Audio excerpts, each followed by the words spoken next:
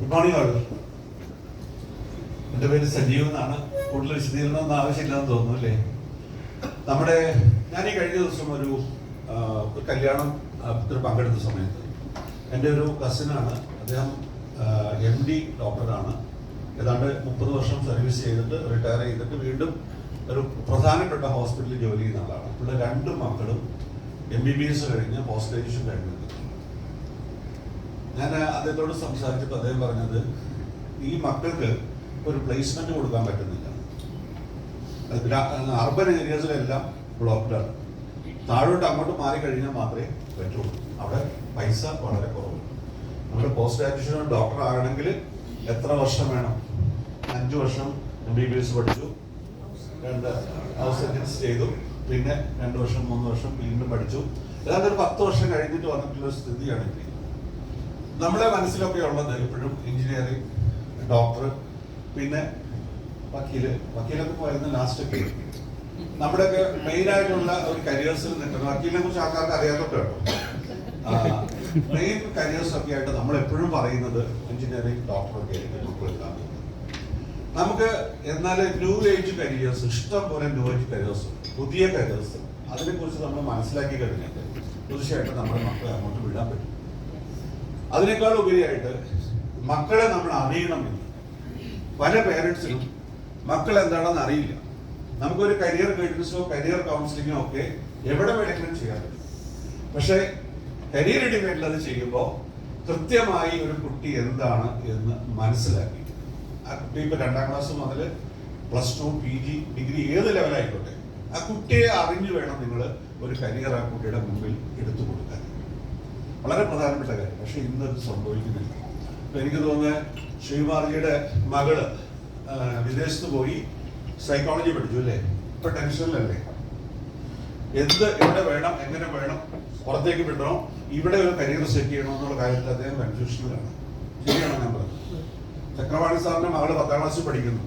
എന്താണ് അടുത്ത സ്ട്രീം എടുക്കാൻ പോകുന്നത്? ഒരു ഐഡിയ ഇല്ലല്ലോ. ഇല്ല. എന്താ പ്രശ്നം എന്ന് വെച്ചാല് നമ്മുടെ കുട്ടികൾക്ക് സ്ട്രീം പ്രോപ്പറായിട്ട് എടുത്തില്ലെങ്കിൽ, എന്റെ അടുത്ത് കഴിഞ്ഞ ദിവസം വന്നൊരു കുട്ടിയുടെ കാര്യം പറയും. 3ാമത്തെ MA എടുക്കാൻ പോകുന്ന കുട്ടി, 2 MA ചെയ്തു, എന്നെ വിളിച്ചു. നമ്മുടെ ഒരാളെ റെഫർ ചെയ്ത് വന്ന കുട്ടിയാണ്. 2 MA ചെയ്ത് ഒന്ന് എന്നോട് പറഞ്ഞു, സാർ എനിക്ക് സാറിനെ ഒന്ന് കാണണം, എനിക്കൊരു ക്ലാരിറ്റി വേണം എന്നാണ്. ഞാൻ എന്താ ചെയ്യുന്നത്? ഞാനിപ്പോൾ പോസ്റ്റ് ഗ്രാജുവേഷൻ ചെയ്യണം. അപ്പൊ അതിന് മുമ്പ് എന്താ ചെയ്തുകൊണ്ടിരുന്നത്? ഞാനൊരു പോസ്റ്റ് ഗ്രാജുവേഷൻ ചെയ്തു. അപ്പൊ അതേതായിരുന്നു? MA English. 2ാമത് പിന്നെ ഞാൻ MA സൈക്കോളജി എടുത്തു. ഇപ്പോഴോ MA പൊളിറ്റിക്കൽ സയൻസ്, 3ാമത്തെ ഡിഗ്രി. ഞാൻ എന്തോ ഇത് സാർ, എനിക്ക് ഇപ്പോഴും ഒരു ക്ലാരിറ്റി കിട്ടി. മനസ്സിലായോ? 3ാമത് പോസ്റ്റ് ഗ്രാജുവേഷൻ എടുക്കാൻ പോകുന്ന കുട്ടിക്ക് ക്ലാരിറ്റി ആയിട്ടില്ല. ക്ലാരിറ്റി വേണ്ടേ? You come and meet me. ഞാൻ ആ കുട്ടിയുടെ കൂടെ 5.5 മണിക്കൂർ ഇരുന്നു. 5.5 മണിക്കൂർ. ശ്രീനിവാസ് സാറിന്റെ മോളെ കൂടെ വന്നിരുന്നു 5.5 മണിക്കൂർ. ഞാൻ പൈസ വെച്ച് എന്നോട് പറഞ്ഞു, സാറേ ഇത് മതിയോ? ഞാൻ പറഞ്ഞു മതി. ഇല്ലേ? എൻ്റെ അടുത്ത് വന്ന് ഇരിക്കണം കുറേ സമയം. നമ്മൾ കല്യാണത്തിന് ഡ്രസ്സ് എടുക്കാൻ പോകുമ്പോൾ എന്ത് ചെയ്യും? എത്രയോ സമയം സ്പെൻഡ് ചെയ്ത് നമ്മൾ ചെയ്യും ഇല്ലേ?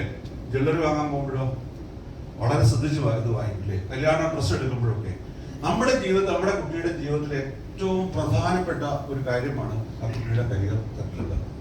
ഇവിടെ എൻ്റെ അടുത്ത് വന്ന ഒരു കുട്ടി MBA സ്പോർട്സ് മാനേജ്മെന്റ്, സിംബിയോസിസ് എന്ന് പറയുന്ന ഏറ്റവും പ്രധാനപ്പെട്ട ഒരു യൂണിവേഴ്സിറ്റി ചെയ്തു. 14 ലക്ഷം രൂപ മാത്രമാണ് കോഴ്സ് ഫീ കൊടുത്തത്. 14 ലക്ഷം രൂപ. ബാക്കി എക്സ്പെൻസ് നിങ്ങൾ നോക്കണം. ആ കുട്ടിയുമായി ഞാൻ ഒരു ദിവസം എന്നെ വിളിക്കുന്നു, അച്ഛൻ വിളിക്കുന്നു, സാറിന് ഒന്ന് കാണണം മകന്. എന്റെ മുമ്പിൽ വന്നിരുന്ന കുട്ടി ബേൺഡ് ഔട്ട് ആണ്. സംസാരിക്കാൻ പോലും പറ്റാത്തൊരു കുട്ടി, വിഷമിച്ചിരിക്കുന്നു. ഞാൻ പറഞ്ഞു, നിങ്ങൾക്കൊരു റിലാക്സേഷൻ വേണം. ശരിയാണോ? സാർ വേണം. എൻ്റെ അടുത്ത് പറഞ്ഞത് വെള്ളിയാഴ്ച ആവുമ്പോൾ, വെള്ളിയാഴ്ച ഉച്ചയോട് കൂടി പുള്ളിയുടെ മനസ്സ് മാറുവാണ്.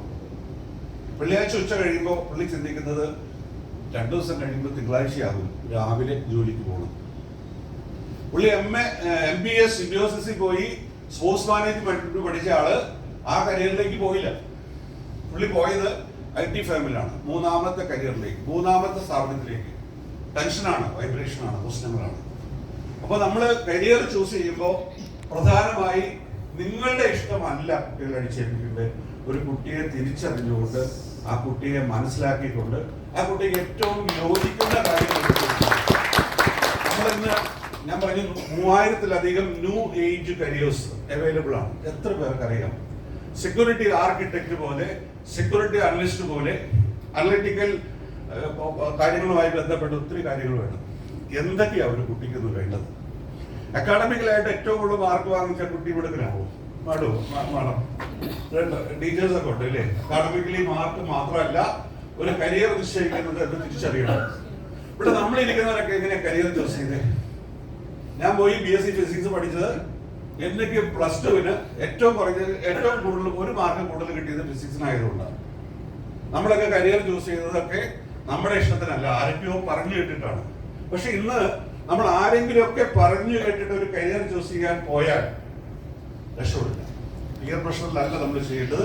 നമ്മുടെ കുട്ടിയെ തിരിച്ചറിഞ്ഞുകൊണ്ട് ആ കുട്ടിക്ക് ഏറ്റവും അനുയോജ്യമായ ആ കുട്ടിയുടെ ഇൻട്രസ്റ്റ് നോക്കിക്കൊണ്ട്, കുട്ടിയുടെ പാഷൻസ് നോക്കിക്കൊണ്ട്, വീക്ക്നെസ് നോക്കിക്കൊണ്ട്, സ്ട്രെങ്ത് നോക്കിക്കൊണ്ട്, കരിയർ ഇൻട്രസ്റ്റ് നോക്കിക്കൊണ്ടൊക്കെ കറക്റ്റ് ആയിട്ടൊരു സെലക്ഷൻ എടുത്ത് കൊടുക്കണം.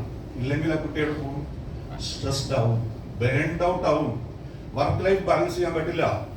ഇവിടെ ഇരിക്കുന്ന ബിസിനസ്സുകാർ നിങ്ങൾ എല്ലാവരും പൈസ ഉണ്ടാക്കുന്നവരാണ്. നമ്മുടെ മക്കളെ ഏറ്റവും നല്ല നിലയിലേക്ക് പോകുമ്പോഴായിരിക്കും നമുക്ക് ഏറ്റവും വലിയ സന്തോഷം ഉണ്ടാവുക. മക്കളെ ഏറ്റവും നല്ല കരിയറിൽ എത്തിച്ചു കൊടുക്കേണ്ടതിന്റെ ഉത്തരവാദിത്വം കുറെ പണം ഉണ്ടാക്കി വെക്കലല്ല, പകരം അവർക്ക് ഏറ്റവും സ്യൂട്ട് ആയിട്ടുള്ള കരിയർ എടുത്തു കൊടുത്ത് അവരുടെ ജീവിതകാലം മുഴുവൻ സന്തോഷത്തോടെ, സമാധാനത്തോടെ, സംതൃപ്തിയോടെ, എന്നാൽ ജയപ്രകാശ് സാറ് പറയുന്ന പോലെ പൈസ ഉണ്ടാക്കാൻ പറ്റുന്ന കരിയേഴ്സ് എടുത്തു കൊടുക്കണം. അവിടെ ചെയ്യേണ്ടത് ഏറ്റവും സൂക്ഷ്മമായ തിരഞ്ഞെടുപ്പാണ്. നമ്മുടെ മക്കളെ നമ്മൾ മനസ്സിൽ ആലോചിച്ചോട്ടെ.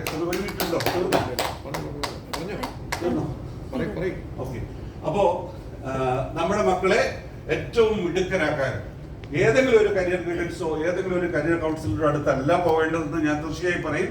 കാരണം ഞാൻ ചെയ്യുന്ന കാര്യം ഏറ്റവും സൂക്ഷ്മതയോടെയും ഏറ്റവും ശ്രദ്ധയോടെയും ഏറ്റവും ന്യൂ ആയിട്ടുള്ള, ഏറ്റവും അഡ്വാൻസ്ഡ് ആയിട്ടുള്ള ടെക്നോളജി, 5 ഡയമെൻഷണൽ സൈക്കോമെട്രിക് ടെസ്റ്റ് നടത്തി ആ കുട്ടിയുടെ സൈക്കോളജിക്കൽ ആയിട്ടുള്ള പ്രശ്നങ്ങൾ മനസ്സിലാക്കി കൃത്യമായി ആ ആൾക്ക് പോകേണ്ട വഴി, കരിയർ വഴി തെരഞ്ഞെടുത്ത് കൊടുക്കുകയാണ്. സോ തൃപ്പൂണിത്തുറയിലാണ് എൻ്റെ ഓഫീസ്.